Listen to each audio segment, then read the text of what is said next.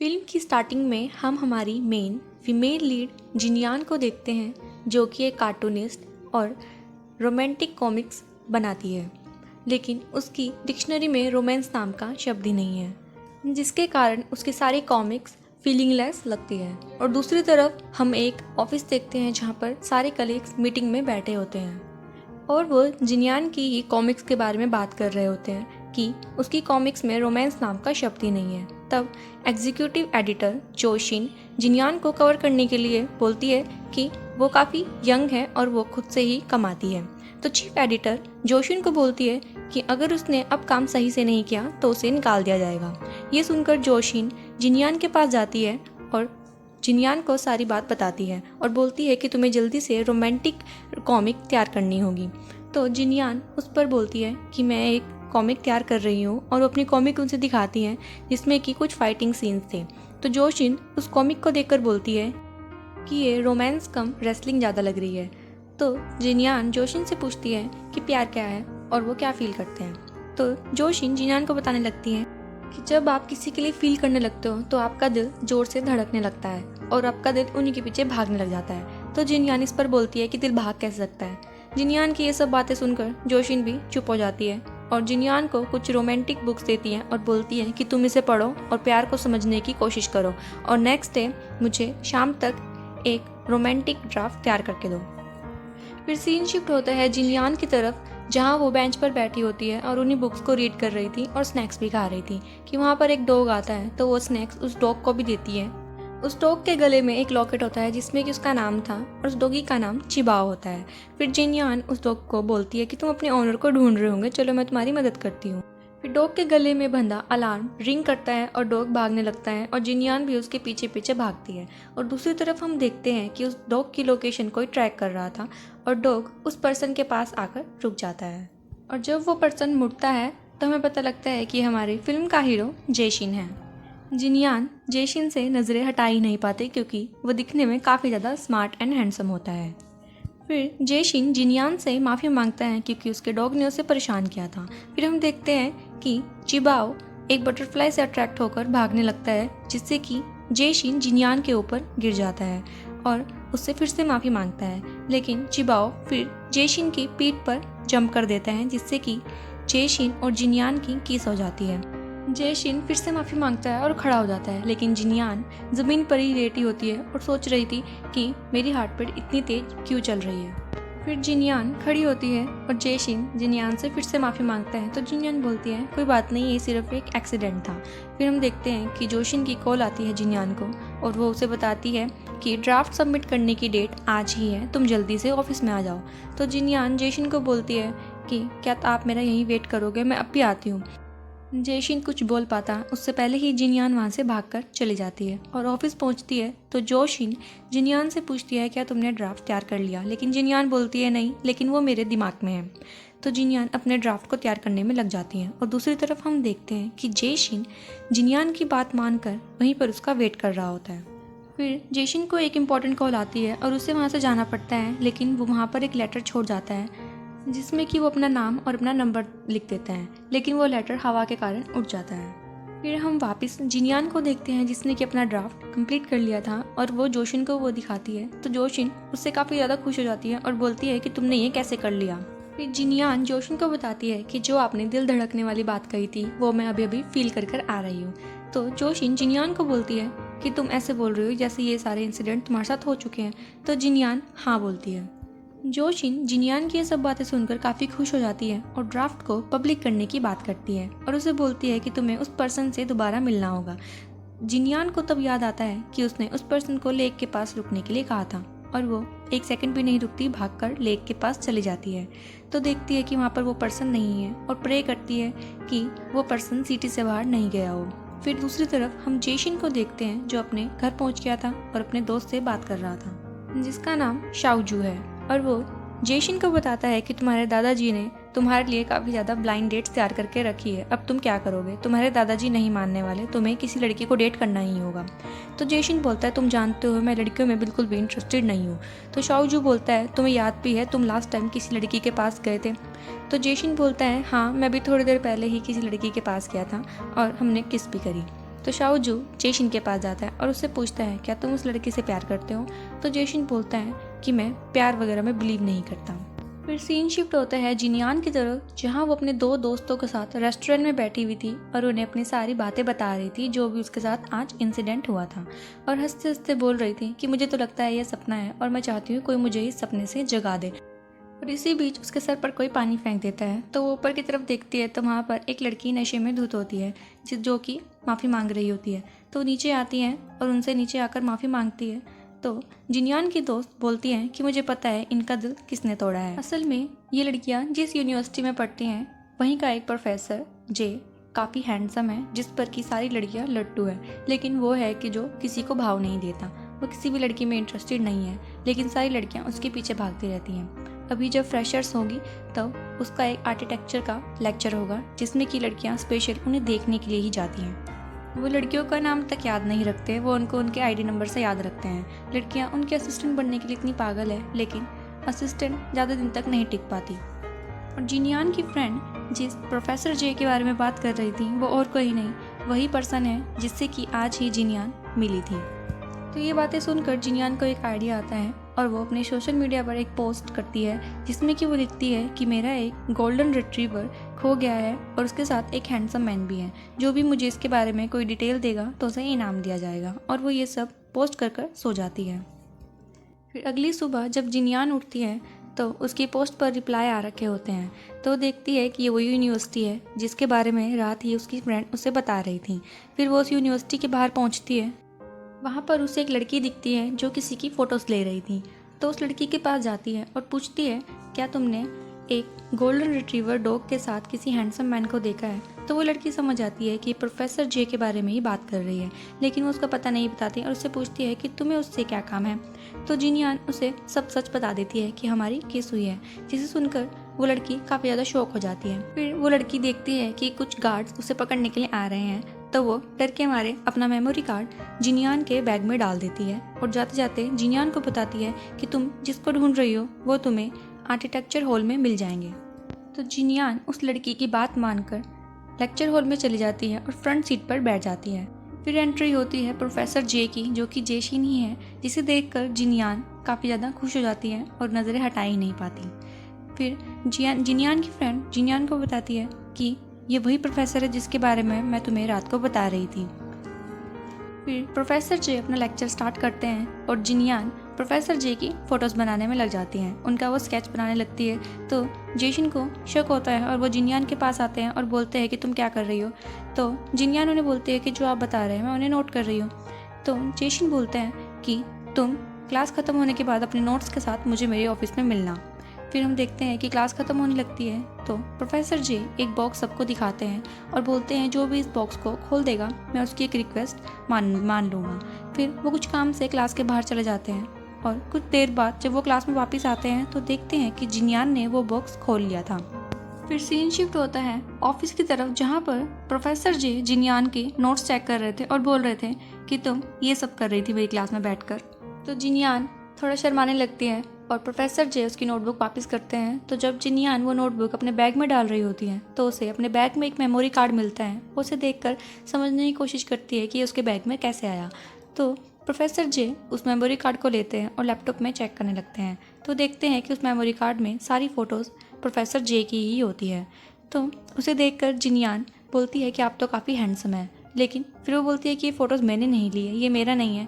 तो professor J बोलते हैं कि ये छोड़ो, तुम ये बताओ तुमने वो बॉक्स कैसे खोला। तो जिनियान बोलती है कि ये तो बहुत आसान है और वो प्रोफेसर जे के सामने ही उस बॉक्स को दोबारा खोल देती है, जो देखकर प्रोफेसर जे हैरान हो जाते हैं। इसके बाद प्रोफेसर जे जिनियान से पूछते हैं कि तुम अब मुझे बताओ तुम्हारी रिक्वेस्ट क्या है। तो जिनियान उन्हें बताती है कि मैं आपको हमेशा देखना चाहती हूँ और आपके साथ ही रहना चाहती हूँ। तो प्रोफेसर जे बोलते हैं अच्छा तो तुम मेरी असिस्टेंट बनना चाहती हो। तो जिनियान बिना सोचे समझे उसे हाँ बोल देती हैं। फिर प्रोफेसर जी उससे पूछते हैं क्या तुम इसी कॉलेज के स्टूडेंट हो। इस पर भी जिनियान हाँ कर देती है। फिर प्रोफेसर जी अपने ड्रॉर में से एक आईडी कार्ड निकाल कर देते हैं और जिनियान को उस पर उसकी फ़ोटो लगाने के लिए बोलते हैं और उसे समझाते हैं कि तुम काम पर लेट मत आना। ये सब सुनकर जिनियान तो काफ़ी ज़्यादा खुश हो जाती है और वो इस इंसिडेंट को भी अपने कॉमिक में ऐड कर लेती है और जोशिन को दिखाती है। तो फिर वो बोलती है कि अभी मैं पूरी तरह से तैयार नहीं हूँ। तो जोशिन उसे बोलती है इसका भी इलाज है, तुम अपने साथ एक असिस्टेंट रख लो जिसे थोड़ी बहुत रोमांस की नॉलेज हो। फिर जोशिन की नज़र टेबल पर रख के कुछ स्केचेस पर जाती है और वो जिनियान से पूछती है कि ये किसने बनाए, ये तो काफ़ी ज़्यादा सुंदर है। तो जिनियान बोलती है कि अभी अभी एक लड़की इस रूम में शिफ्ट हुई है। तो जोशिन उससे पूछती है कि तुम कैसे कह सकती हो कि वो लड़की है या लड़का। तो जिनियान उसे कुछ हिंट्स दिखाती है, जैसे कि वो कुछ डॉल्स दिखाती है और फ्रिज में रखे हुए कुछ स्नैक्स जो कि पिंक कलर में थी, और वो जोशिन को बोलती है कि ये सारे शौक एक लड़की के ही हो सकते हैं। फिर सीन शिफ्ट होता है प्रोफेसर जे की तरफ, जहाँ पर उसका दोस्त शाओजू उससे उसकी असिस्टेंट के बारे में पूछ रहा था कि तुमने पिछले एक हफ्ते में ही 14 असिस्टेंट को रिजेक्ट कर दिया है, तो तुमने अब इस असिस्टेंट को क्यों रखा है, इसमें ऐसी क्या खास बात है। तो प्रोफेसर जे अपने दोस्त को बताते हैं कि नहीं, उसमें ऐसा कुछ खास बात तो नहीं है, लेकिन मुझे उसका काम अच्छा लगा। फिर हम जिनियान को देखते हैं जो कि तैयार हो रही थी, और वो प्रोफेसर जे के पास पहुंचती है और उसे अपने पूरे दिन का शेड्यूल बताती है। तो प्रोफेसर जे जिनियान को कुछ बोलने लगते हैं, लेकिन उन्हें उसका नाम नहीं पता होता। तो जिनियान अपना नाम बताने लगती है, तो प्रोफेसर जे उसे रोकते हैं और अपना आईडी नंबर बताने के लिए बोलते हैं। तो वो उसके आईडी नंबर से ही जिनियान को बुलाने लगते हैं। फिर जिनियान को वो बहुत सारा काम देते हैं और बोलते हैं कि मेरी नेक्स्ट क्लास तक तुम ये सारा काम कंप्लीट कर देना और 7 दिन तक तुम्हें यही काम करना है। तो जिनियान बोलती है कि 7 दिन तक ही क्यों। तो प्रोफेसर जे उसे बोलते हैं कि मैं 7 दिन से ज़्यादा किसी को झेल नहीं पाता। फिर जिनियान प्रोफेसर जे से पूछती है कि आप मुझे मेरे नाम से क्यों नहीं बुला रहे हो। तो प्रोफेसर जे बोलते हैं कि मेरे लिए नाम और नंबर बिल्कुल सेम ही है और आज से मैं तुम्हें 5 बुलाऊंगा। फिर हम उसी लड़की को देखते हैं जो पहले भी फ़ोटोज़ ले रही थी। उसका नाम शियो होता है और वो प्रोफेसर जे की फ़ोटोज़ ले रही होती है कि वहाँ पर शाओजू पहुँच जाता है और उसका कैमरा उससे ले लेता है, और प्रोफेसर जे भी वहाँ पर पहुँच जाते हैं। और यहाँ हमें पता लगता है कि शियो प्रोफेसर जे की कज़न सिस्टर है, और वहाँ पर शियो प्रोफेसर जे को बताती है कि वो उनके नाम से एक फ़ैन क्लब चला रही है, जहाँ पर वो उनकी फ़ोटोज़ को बेचती है। फिर प्रोफेसर जे उसका कैमरा लेकर वहाँ से चले जाते हैं। फिर हम देखते हैं कि जिनियान इंटरनेट पर सर्च कर रही होती है कि किसी को अपना नाम याद कैसे करवाएं, और वो लेक्चर स्टैंड के नीचे बैठी होती है, जहाँ पर प्रोफेसर जे आते हैं और जिनियान को देखते हैं और पूछते हैं तुम ये क्या कर रही हो। तो जिनियान ने अपने बोर्ड पर काफ़ी अलग अलग स्टाइल में अपने नाम को लिखा हुआ होता है, और प्रोफेसर जे पेन गिरने का बहाना बनाकर नीचे बैठते हैं और जिनियान को किस कर लेते हैं। और यहाँ पता लगता है कि जिनियान ये सब सपना देख रही थी। फिर हम प्रोफेसर जे को देखते हैं जो शियो को डांट लगा रहे थे और बोल रहे थे कि तुमने अपना मेमोरी कार्ड जिनियान के बैग में डालकर गलती करी है, तुम्हें उससे माफ़ी मांगनी होगी। तो शियो पहले तो नहीं मानती, लेकिन फिर बाद में कैमरे की धमकी से मान जाती है। फिर प्रोफेसर जे अपनी और जिनियान की कुछ तस्वीरें देखते हैं और स्माइल कर रहे होते हैं कि इसी बीच पीछे से एक आदमी आता है और प्रोफेसर जे से पूछता है कि ये लड़की कौन है। तो वो उसे बताते हैं कि इसका नाम जिनियान है, और ऐसा पहली बार हुआ था कि प्रोफेसर जे को किसी लड़की का नाम याद था। फिर हमें क्लासरूम का सीन दिखाते हैं, जहाँ पर जिनियान ये ठान लेती है कि वो प्रोफेसर जे को अपना नाम याद करवा कर ही रहेगी, और वो अपनी टी शर्ट पे अपना नाम लिखवा लेती है। यहाँ तक कि वो प्रोफेसर जे की कॉफ़ी में, उनके खाने में और उनकी लैपटॉप स्क्रीन पे भी अपनी फ़ोटोज़ और नाम को लिखवा लेती है। जिनियान की ये सब कोशिशों के बाद भी प्रोफेसर जे उसको उसके नाम से नहीं बुलाते। फिर नेक्स्ट डे मॉर्निंग जिनियान को अपनी फ्रेंड जिन से पता लगता है कि प्रोफेसर जे तो अपने घर चले गए हैं और वो यहाँ पर 1 महीने की छुट्टी पर ही आए थे। तो जिनियान अपने फ्रेंड से पूछती है कि अब वो यहाँ पर वापस कब आएंगे। तो जिन उसे बताती है कि वो अब 6 दिन बाद ही यहाँ पर आएंगे। तो जिनियान को याद आता है कि उसके पास तो 6 ही दिन है। फिर वो लैपटॉप चेक करती है, जहाँ पर प्रोफेसर जे जिनियान के लिए काफ़ी सारा काम छोड़कर गए हुए थे, जिसे देखकर वो काफ़ी ज़्यादा स्ट्रेस में आ जाती है कि वो ये सब काम कैसे करेगी। फिर वहाँ पर शियो भी पहुँचती है, जो कि जिनियान से माफ़ी मांगने के लिए आई थी। तो वहाँ पर जिनियान को पता लगता है कि शियो प्रोफेसर जे की कज़न है, और वो शियो से इन्फॉर्मेशन निकालने की सोचती है, लेकिन शियो से इन्फॉर्मेशन निकालना इतना आसान नहीं था। तो जिनियान शियो को मेमोरी कार्ड की धमकी देकर उससे इन्फॉर्मेशन निकलवाती है और पूछती है कि तुम्हारे कज़न को इम्प्रेस करने के लिए क्या इम्पोर्टेंट है। तो शियो से बताती है कि उन्हें रेपुटेशन काफ़ी ज़्यादा इम्पोर्टेंट है। तब जिनियान के दिमाग की बत्ती जलती है और वो मेमोरी कार्ड शियो को देती है और उसे गले लगाकर थैंक्स बोलती है। और ऐसे ही करते करते 6 दिन खत्म हो जाते हैं, और जब प्रोफेसर जे कॉलेज पहुंचते हैं तो देखते हैं कि आसपास वाले सारे लोग जिनियान के बारे में ही बात कर रहे थे, और डायरेक्टर भी प्रोफेसर जे के पास आता है और बोलता है कि जिनयान ने काफ़ी अच्छा काम किया है, तो मेरी तरफ से उसे थैंक्स बोल देना। तो प्रोफेसर जे अपने एक प्रोजेक्ट को देखते हैं जो कि वो आधा छोड़कर गए थे, लेकिन अब वो कंप्लीट था, जो कि जिनयान ने ही किया था। फिर प्रोफेसर जे जिन से पूछते हैं कि मेरी असिस्टेंट कहाँ पर है। तो जिन पूछती है कि आप किस असिस्टेंट के बारे में बात कर रहे हो। असल में वो प्रोफेसर जे के मुंह से जिनयान का नाम निकलवाना चाह रही थी, लेकिन प्रोफेसर जे ये बात समझ जाते हैं और बोलते हैं तुम रहने दो, मैं खुद ही ढूंढ लूँगा। और वो बारिश में ही बाहर निकल जाते हैं जिनयान को ढूंढने के लिए। तो जिनयान भी प्रोफेसर जे के पास आ जाती है और पूछती है कि आपको मेरा काम कैसा लगा। तो प्रोफेसर जे बोलते हैं कि तुम्हारा काम अच्छा था, लेकिन तुम फिर भी फेल हो गई। तो जिनयान प्रोफेसर जे से पूछती हैं कि आप मुझसे नाराज़ हैं। तो प्रोफेसर जे बोलते हैं कि नहीं। तो जिनयान बोलती है कि तब आपने मुझे फेल क्यों किया। तो प्रोफेसर जे बोलते हैं कि तुम मेरी सिर्फ एक असिस्टेंट हो, तो तुमने मेरा सारा काम क्यों किया। आज जब मैं कॉलेज पहुंचा तो सब तुम्हारे बारे में ही बात कर रहे थे, और क्या तुमने ये सब मुझे अपना नाम याद करवाने के लिए ही किया है। तो जिनयान बोलती है क्या कुछ फ़ायदा हुआ मेरे इन एफर्ट्स का। तो प्रोफेसर जे कुछ नहीं बोलते हैं और वहाँ से एक गाड़ी गुजरती है जो कि पानी उनके ऊपर गिरा देती है और वो दोनों गीले हो जाते हैं। फिर वो वापस कॉलेज पहुँचते हैं, जहाँ पर जिन लॉकर रूम का डोर क्लोज करके चली जाती है और जिनयान बोलती है कि मेरे कपड़े तो लॉकर रूम में ही थे। तो प्रोफेसर जे उसे रूम की तरफ खींच लेते हैं क्योंकि बाहर से किसी के आने की आवाज़ आ रही थी। फिर वो जिनयान को अपने कुछ कपड़े देते हैं और उसे चेंज करने के लिए बोल देते हैं। फिर वो दोनों कपड़े चेंज कर लेते हैं। फिर जिनयान प्रोफेसर जे से पूछती है क्या आप नाटक कर रहे हैं मेरा नाम ना याद होने का। मैंने आपका काम इतने अच्छे से किया, क्या आप अभी भी मुझे नहीं पहचानते। तो प्रोफेसर जे बोलते हैं मुझे तुम्हारे काम से कोई भी मतलब नहीं है, मुझे सिर्फ ये जानना है कि तुम्हारा यहाँ पर आने का मोटिव क्या है, तुम मेरी असिस्टेंट क्यों बनी। तो जिनयान बोलती है कि इसके दो रीज़न हैं, आप कौन सा जानना चाहते हो। तो प्रोफेसर जे बोलते हैं मुझे दोनों जानने हैं। तो जिनयान बताती है कि पहला रीज़न ये है कि मुझे आपसे लव एट फर्स्ट साइट हो गया है, एंड सेकेंड रीज़न ये है कि मुझे आपकी ज़रूरत है, मैं आपके पास रहना चाहती हूँ और आपके साथ रहना चाहती हूँ, आपको हमेशा देखना चाहती हूँ। तो प्रोफेसर जे बोलते हैं क्या तुम सभी को अपने प्यार के बारे में ऐसे ही बताती हो, मुझे झूठ सुनने की आदत नहीं है, मैं सब सच जानना चाहता हूँ। तो जिनयान प्रोफेसर जे को बोलती है कि आप जो भी समझो यही सच है। तो प्रोफेसर जे बोलते हैं कि तुम्हारे इरादे बिल्कुल भी सही नहीं है और मैं तुम्हारे साथ काम नहीं कर सकता। जिस पर जिनयान को थोड़ा गुस्सा आ जाता है और वो बोलती है कि हमारी किस्त तो छिपाव के कारण हुई थी, तो मेरे इरादे ईविल कैसे हुए और मैंने किया क्या है, मेरी गलती ही क्या है। तो वो दोनों बहस रहे होते हैं कि जिनयान का पैर फिसलता है और वो प्रोफेसर जे के ऊपर गिर जाती है। तो ये सब प्रोफेसर जे के ग्रैंडपा वहाँ आकर देख लेते हैं और वो प्रोफेसर जे से पूछते हैं क्या तुम अपने स्टूडेंट को डेट कर रहे हो। तो जिनयान अपनी आईडी कार्ड दिखाती है और बोलती है कि नहीं, मैं एक स्टूडेंट नहीं हूँ, मैं 24 ईयर्स की हूँ और मैं जॉब करती हूँ।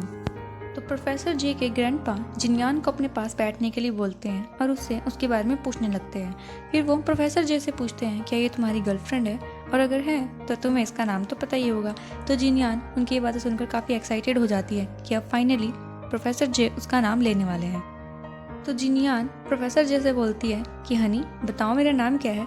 तो प्रोफेसर जे बताते हैं कि इसका नाम जिनयान है, और जिनयान खुशी से पागल प्रोफेसर जे को गले लगाने जाती है। तो प्रोफेसर जे उसे कुछ इस तरह से रोक देते हैं। इसके बाद जिनयान ग्रैंडपा को बोलती है कि अब से प्रोफेसर जे की सारी जिम्मेदारी मेरी है, जिस पर ग्रैंडपा खुश हो जाते हैं और बोलते हैं चलो एक रिस्पॉन्सिबिलिटी तो मेरे सर से हटी।